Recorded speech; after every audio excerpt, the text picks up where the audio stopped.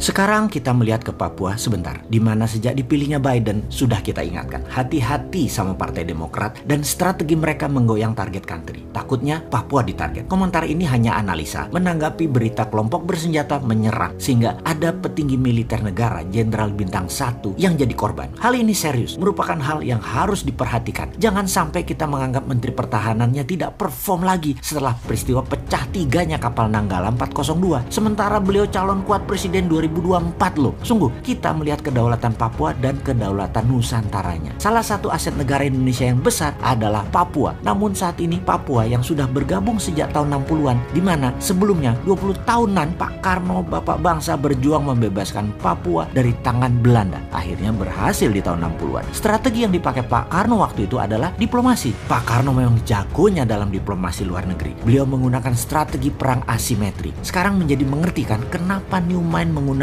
Department of War, karena meniru strateginya Pak Karno. Perang asimetri adalah bentuk perang yang tidak serupa. Misalnya dalam perang konvensional yang menggunakan senjata, tidak perlu dijawab dengan senjata juga secara frontal, bisa dilawan dengan bentuk perang lain, yaitu perang diplomasi. Kembali ke Papua saat ini, ada OPM atau ULMWP, sebuah organisasi yang ingin Papua lepas dari Indonesia, yang saat ini kurang dipelajari kekuatannya oleh pejabat di Indonesia. ULMWP tidak perang senjata, tetapi membangun diplomasi ke Eropa dan Afrika, juga ke kawasan Melanesia, termasuk ke PBB. Baik, kita rincikan sedikit tentang Melanesia. Ada 5 provinsi saudara kita di Indonesia yang rasnya Melanesia, seperti wilayah NTB, NTT, Flores, Maluku, Papua, sama dengan Papua Nugini, Fiji, Vanuatu, Nauru, Kepulauan Solomon, dan lain sebagainya. ULMWP, United Liberation Movement of West Papua, ini mepet secara kultural, ras, dan diplomasi ke negara Melanesia. Saya cukup tahu wilayah itu semua karena lama beredar di sana atas nama informasi. Saat ini menjadi pejuangnya adalah Dubes Indonesia untuk New Zealand. Berat tugas dia. Berat memang melawan perang asimetrik di Papua itu. Perlu keseriusan pemerintah pusat juga. Kita melihat kelemahan bernegara yang terus jadi pelajaran dan jangan terulang lagi. Misalnya dalam kasus Sipadan Ligitan, pulau yang diambil Malaysia. Malaysia itu tidak pakai senjata. Malaysia pakai kerja 20 tahunan. Malaysia melobi Mahkamah Internasional, melobi PBB, dan meletakkan tradisional fisherman Malaysia terus beredar di sana, sehingga uang, currency, radio, dan penduduknya hanya kenal Malaysia. Ketika waktunya tepat, Malaysia klaim Sipadan Ligitan. Hilang wilayah itu dari peta nasional Indonesia. Itulah perang asimetrik. Di Papua saat ini selalu ada instability, dan instability itu adalah warfare strategi. Dan ini semua harus distrategikan. Jangan naif bernegara. Hati-hati dengan Papua. Sulit memang kalau memandang dari sisi yang berbeda. Si Sontoloyo ini menjadi seakan-akan selalu salah dan selalu kalah. Padahal ini mau mengingatkan. Mengambil Freeport misalnya, atas nama nasionalisme dulunya terlihat pahlawan, namun resikonya sama sekali tidak diperhitungkan. Seakan-akan semua semulus pantat bayi. Gak ada masalah. Bos. Capek deh kalau ngomong urusan beginian dengan beda generasi. Mengambil Freeport ada banyak sisi melihatnya, dan tidak ada satupun yang menguntungkan. Membeli 51% saham pakai dana 70 triliun, sementara untungnya Freeport kecil banget, hanya 200 jutaan dolar atau 3 triliun per tahunnya. Kalau punya 51% itu hanya 1,6 triliun. Dari sisi dagang aja balik modalnya 50 tahun. Geblek bener deh konsep bisnis di otaknya untuk mengambil Freeport dengan cara kemarin lo ya. Atau dari sisi manajemen deh, ternyata tetap McMoran yang kelola walaupun sahamnya 49% atau minoritas. Tetap yang 51% tidak berdaulat. Ingat ya, Freeport itu outputnya atau hasilnya hanya koper konsentrat, bukan gold. Kemudian koper konsentratnya dikirim ke 3 lokasi, ke Jepang, Spanyol, dan Gresik. Yang di Gresik hasilnya apa? Bukan emas juga, masih anoda slime. Jadi mereka berusaha untuk tidak buat finish product yang pure gold 99,99%. Anoda slime-nya dikeluarkan lagi, jadi pajak negara dapatnya kecil. Dia kali sudah 6 presiden sampai saat ini nggak nyadar juga.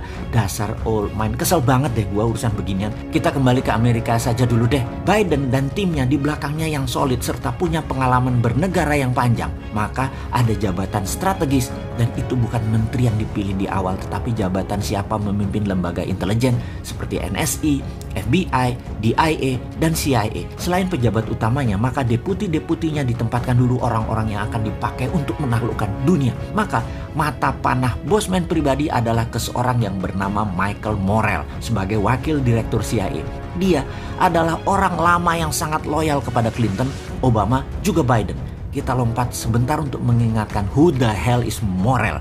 Ada sebuah undang-undang yang dibuat oleh Partai Demokrat di zaman Obama yang dikawal oleh Michael Morrell dulu dan timnya. Yang harus kita awasi dari sisi Indonesia adalah mereka mengusulkan Undang-Undang Foreign Relation Authorization Act yang spesifik membahas tentang Papua.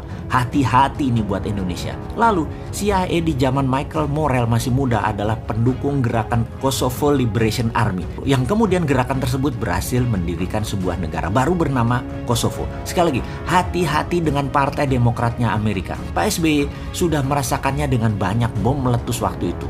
Obama presidennya dari Demokrat. Soekarno sudah merasakan dengan dilengserkannya dirinya. Presidennya adalah LBJ, Lyndon B. Johnson dari Partai Demokrat juga. Soeharto sudah merasakan serangan economic hitman di zaman Clinton waktu itu. Habibie sudah merasakannya juga di zaman Clinton presidennya dari Partai Demokrat hingga lepas Timur Timur. Operasi CIA selalu dimainkan oleh mereka. Gerakan insurgensi adalah ciri Partai Demokrat menyerang luar negeri. Kalau Partai Republik, perangnya di permukaan. Kalau Partai Demokrat, warfare-nya pakai CIA operation dan shadow.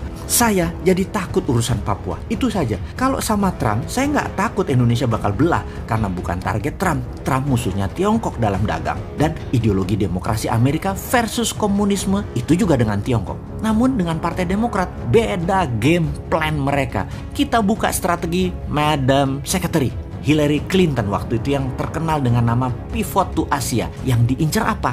Menengok ke Asia itu adalah ambil sumber daya alamnya. Front Timur Tengah untuk energi, minyak, dan gas bumi. Di Asia Tenggara untuk sumber daya alam mineral seperti untuk baterai dan lain sebagainya. Maka apa yang Tiongkok lakukan di Indonesia mengambil SDA sumber daya alam akan diikuti oleh Amerika. Bedanya Tiongkok pakai soft power, bayar pejabat, ubah kebijakan. Kalau Amerika pakai instrumen militer, pakai nakut-nakuti, pakai teroris. Sewaktu di zaman Trump, ground floor-nya di negara masing-masing, yaitu Tiongkok dan Amerika dengan perang dagang. Zaman Biden yang diperebutkan adalah sumber daya alam yang ground floor-nya di negara penghasil. Perangnya kalau minyak gas bumi, ya dar-der-dornya di Timur Tengah. Maka sumber daya alam mineral non-fosil, jangan-jangan dar-der-dornya di Indonesia. Jadi wahai pejabat, jangan sampai 100 bom jadi meleduk di mana-mana di Indonesia ke depannya ya. Ini semua harus distrategikan. Ini harus dibuat counter insurgensinya. Cara tekan Indonesia nanti bisa dipraktekkan lagi, yaitu Papua dan GAM akan dimainkan lagi oleh Amerika. Ini cara klasik Partai Demokrat. Sehubungan dengan hal ini, sengaja kita buka ke publik informasi seperti ini agar bernegara kita melihat dari sisi lain, sisi ancaman. Jadi wahai pejabat, pastikan kebijakan Anda menguntungkan rakyat dan membuat negara utuh selalu. Hati-hati dengan shadow-nya Biden Partai Demokrat. Kalau nggak paham bernegara, ya lempar saja handuk putih, nyerah aja. Generasi Newman siap menggantikan kapanpun, nggak perlu 2024.